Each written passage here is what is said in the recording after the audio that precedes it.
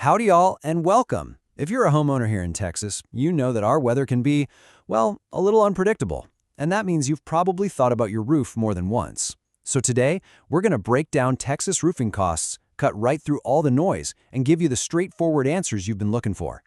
All right, let's get right to it. This is the number one question on everyone's mind. Just tell me the price, and I totally get it. But the real deal is there isn't just one single price tag. The final cost actually depends on a few really important things, and we're going to walk through them together so you feel totally confident about your choice. Okay, so before we even start talking dollars and cents, this is super important. You got to understand that there's a big fork in the road when it comes to paying for a new roof. There are two completely different paths, and the one you're on changes everything.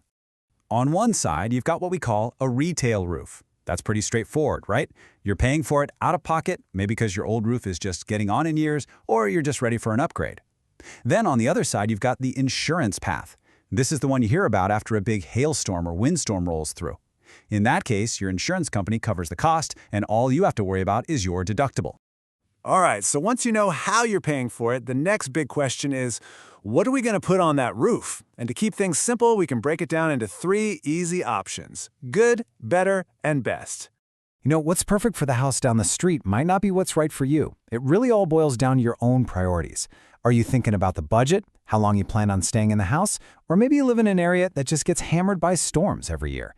Your answers to those questions will point you in the right direction. So let's start with the good option. Think of this as your solid, dependable choice. It gets the job done, no fuss, it's a standard architectural shingle, it's totally up to code, and it's going to be your most wallet-friendly option, for sure. This is a great choice if you have a rental property, or maybe you're thinking about selling in the next few years. Okay, now for the better option. And honestly, this is the sweet spot for most Texas homeowners. It's kind of that just right choice. You're stepping up to a tougher, more durable shingle with a better win rating, and it's built to last a lot longer. It's just a fantastic balance of what you pay and what you got. And finally, we've got the best option.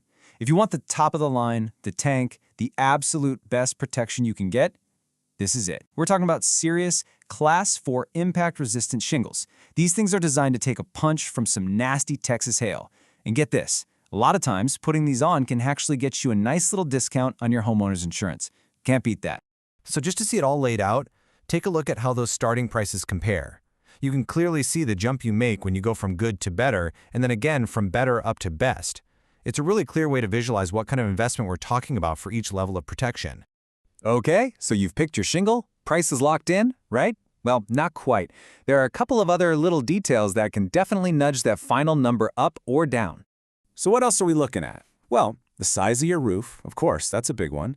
But it's also about things like how steep it is, we call that the pitch, and how complicated the shape is. Plus, any code upgrades needed for things like decking or ventilation. But let's zoom in for a second on that pitch and complexity, because that really affects the labor cost. Just think about it for a second. A simple, walkable roof is way easier and quicker for a crew to work on. But what if your roof is super steep? Or it's got a bunch of chimneys and valleys and different sections all over the place?